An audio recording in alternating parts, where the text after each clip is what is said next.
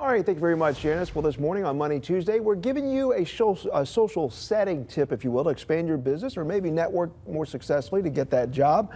Stewart Welch of the Welch Group joins us with his tip on being the host. Okay, we're going to explain what that means. I know this is from your book, right? The 50. Yeah, it is. So we're usually talking about stocks and bonds and 401ks. It's kind of the hard side of money or the technical side of money, but there's a soft side of financial success, and that's what this is about. Okay. Be the host. So when you think about accumulating wealth, you need to understand that all that money that you're going to accumulate is going to come from someone else.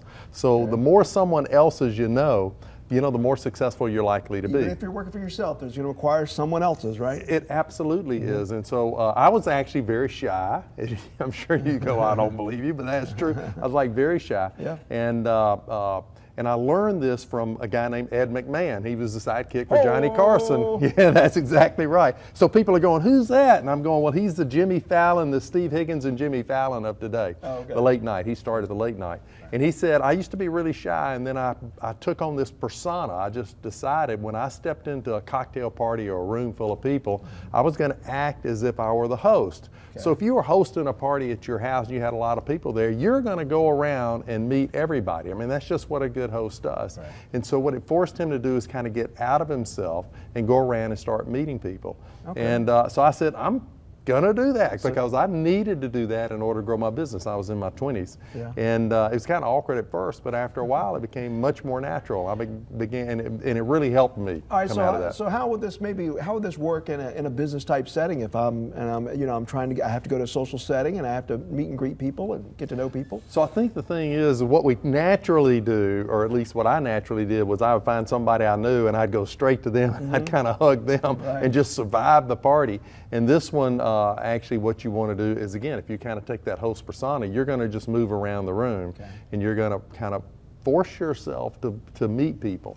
And you learn to pick up the conversation. Is there a right way and a wrong way to do that? The rules well, apply here? I had a friend that tell me one time, you walk into, I saw him moving through the room. I could tell he was moving pretty quickly. He was a fraternity brother of mine, and so I just came, and he said, Stewart, left to right. I said, what are you talking about? He said, well, when people come into like a big cocktail room, they'll move right to left.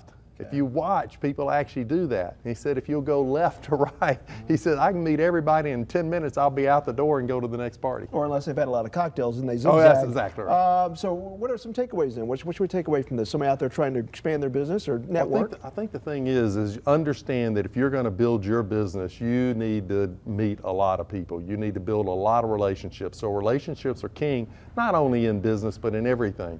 And this concept of being the host kind of forces you to get outside of yourself and go around and begin to meet people. All right. And that's the takeaway, is learn to not be shy. For a lot of people, it's a learned thing. Successful Habits will be part of his book he's writing, 50 Rules of Success. Stewart, thank you so much. Thanks, Mike. All right. Still ahead now.